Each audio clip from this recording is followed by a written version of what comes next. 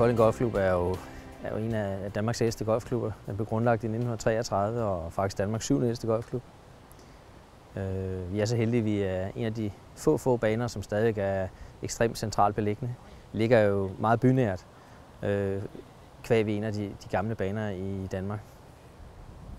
Klubben startede med et rigtig gammelt tjæreborghus, et lille parcelhus, som blev sat op. Og dengang der havde man får til at gå og klippe banen også, og man havde faktisk en lille bitte 9-hulsbane, som man genererede rigtig mange dygtige golfspillere på. Så det er en helt fantastisk historie, der ligger her i den her klub.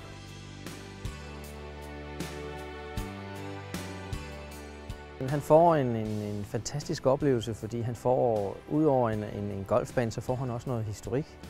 Han får en parkbane, som efterhånden er rimelig sjælden at opleve. Han får en oplevelse, når han går ud på banen af sådan intimt golf. Han får det lukket ind i noget lækker skovareal. Han får nogle fantastiske naturoplevelser. Og han får virkelig en golfbane, man kan se, der har mange år på banen. Det er også en udfordrende bane. Den er ikke så lang. Den er nok lidt mere til det, der hedder course management, altså hvor man skal tænke golf. Man skal spille rigtig god golf for at komme rundt på Kolding Golfklub. Selvom den er kort, så er den stadig meget udfordrende, fordi den er smal rigtig mange steder, og den kræver, at man tænker sig rigtig meget om, når man går og spiller herude.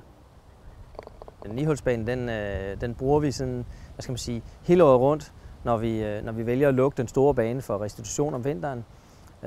Det er en meget populær 9-hulsbane at gå og spille på. Vi har også konverteret den til en pen playbane med stor succes, hvor blandt andet vores medlemmer kan have gæster med ud at spille, hvor der kan komme gæster direkte fra gaden og spille golf. Så selvom Kolding Golfklub er en gammel og traditionsrig klub, så er vi stadig med til at sænke kantstenen ind til golfverdenen og sørge for, at rigtig mange borgere kan komme ud og spille golf på en rigtig golfbane.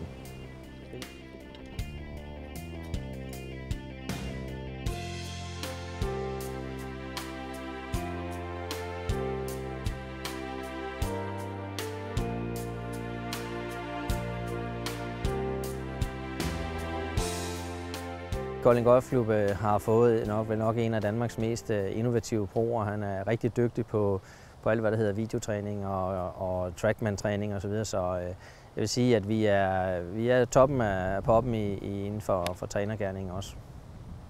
Min dagligdag den er ret velsignet, fordi jeg har en masse mennesker, som gerne vil blive bedre til deres hobby. Og der er ikke noget tidspunkt, oplever jeg, hvor folk er gladere, end når de er ude og hygge sig med det, som de godt kan lide. Så det betyder, at jeg hver eneste dag står og underviser Gud og hver mand, altså, som har et højt niveau og et lavt niveau, men som alle sammen har det til fælles, at de elsker at spille herude, og de elsker at være her.